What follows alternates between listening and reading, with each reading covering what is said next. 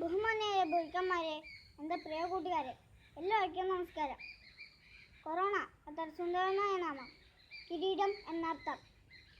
എന്നാൽ ഈ പേര് കേൾക്കുമ്പോഴേക്കും ലോകം ഒന്നടങ്കം ഭയം, ആശങ്ക, അനിശ്ചിതാവസ്ഥ എന്നീ വികാരങ്ങളെ നടുങ്ങും. ലോകരാജ്യങ്ങളെല്ലാം ഒന്നടങ്കം അഹങ്കരിച്ചിരുന്നു. ഞങ്ങളെ ജയിക്കാൻ ഇന്ന് ആരുമില്ല എന്ന രാഷ്ട്രം. പക്ഷേ ഇതൊന്നും ഒന്നുമല്ലായിരുന്നു എന്ന് മനസ്സിലാക്കാൻ വളരെ കൃത്യത്തിന് വേണ്ടി വന്നു ഈ ആധുനിക ജനങ്ങൾക്ക്. മറ്റൊന്ന് ദൂരെ നടക്കുന്ന ഒരു ആപത്ത് എന്നാശിച്ചിരുന്ന ലോകജനതയുടെ മുന്നിലേക്ക് ഒരു കൊടുങ്കാറ്റ് പോലെ ആഞ്ഞു വീശുകയായിരുന്നു കൊറോണ എന്ന കോവിഡ്-19.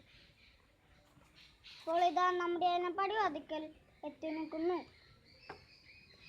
ഇതൊന്നും ഞങ്ങളെ ബാധിക്കില്ല എന്ന് ചിന്തിച്ച് ഒതുങ്ങി കൂടാൻ ആർക്കും കഴിയില്ല എന്നെല്ലാമുള്ള വലിയ വലിയ പാഠങ്ങളാണ് നാം ഈ ദിവസങ്ങളിൽ പഠിച്ചത്. ജോലി, കച്ചവടം, ഒക്കെയായി സ്വന്തം കുഞ്ഞുങ്ങളുടെ മുഖം പോലും ഒന്നും നന്നായി കാണാൻ കഴിയാതെ വർഷങ്ങൾ കടന്നു പോകാറുന്നില്ല.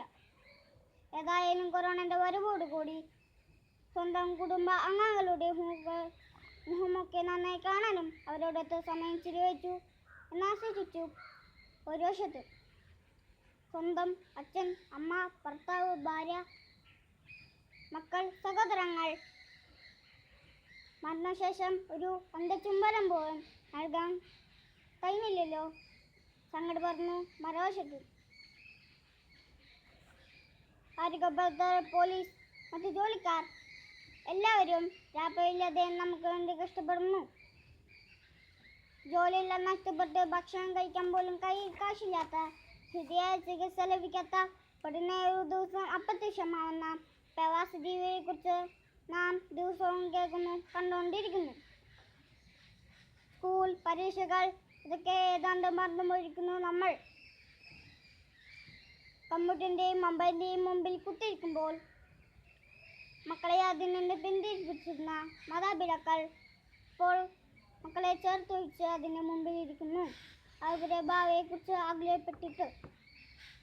ഇനി നമുക്കൊന്നേ ചെയ്യാനുള്ളൂ, ചടങ്ങുകൾ, ആഘോഷങ്ങൾ ഒഴിവാക്കാൻ. അത്യാവശ്യ ഘട്ടത്തിൽ പുറത്തിറങ്ങേണ്ടി വന്നാൽ മാസ്ക് ധരിക്കാനും സാമൂഹിക അകലം പാലിക്കാനും ശ്രദ്ധിക്കണം. അടിക്കടി കൈകൾ സോപ്പിട്ട് കഴുകാനും സാനിറ്റൈസർ എടുത്ത് കൈകൾ വൃത്തിയാക്കാനും നാം മറക്കരുത്. കേരളത്തിലെ ആരോഗ്യ മേഖല മറ്റവർക്കൊന്നും മാറുകയാണ്. ആരോഗ്യം നൽകുന്ന നിർദ്ദേശങ്ങൾ നാം കൃത്യമായി പാലിക്കണം.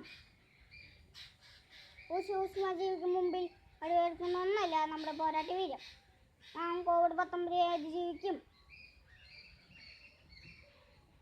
ആരോഗ്യ മേഖലയിൽ പ്രവർത്തിക്കുന്ന എല്ലാവർക്കും, നീതി ഏർപ്പെട്ടിരുന്ന പോലീസുകാർക്കും നന്ദി പറഞ്ഞുകൊണ്ട് എൻ്റെ വാക്കുകൾ നിർത്തുന്നു. നന്ദി, നമസ്കാരം.